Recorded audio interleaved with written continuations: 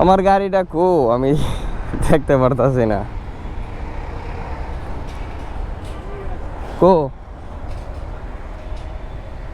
Dumping কি একটা অবস্থা আগে দেখেন, ব্যাটারি দিয়ে ভরা। ও অটো রিক্সার ব্যাটারি। যাই হোক, আমার বাইকটা ট্যাঙ্কটা দেখলে আমি খুশি।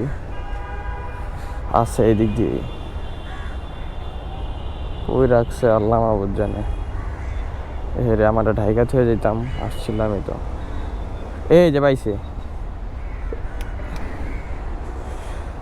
আল্লাহ, কিছু হয়েছে নাকি আগে দেখি। ইস গাইস, অবস্থাটা হয়েছে কি দেখছেন একবার? আমার খুবই খারাপ লাগতেছে আসলে। কি একটা অবস্থা করে রাখছে দেখেন।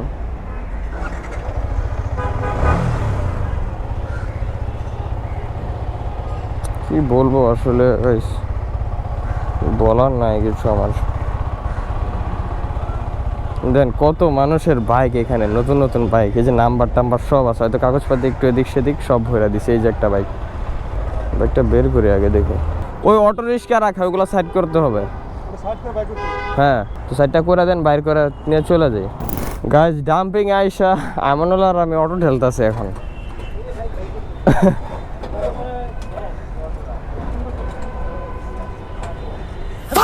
কি করবো ভাই, ভিডিও করতেছি ভাই।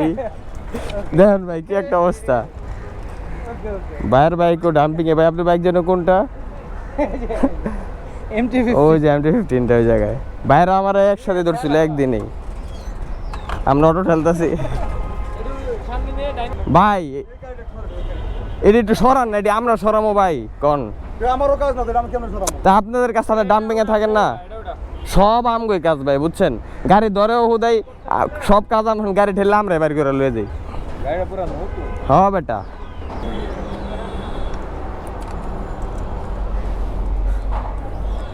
বিসমিল্লাহ।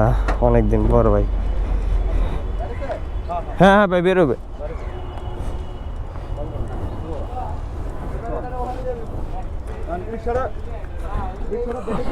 ভাই একটু সামনে চলে যান, ওই যে ওই সাইডে একটু ক্লিয়ার করতে হইব। Enough enough.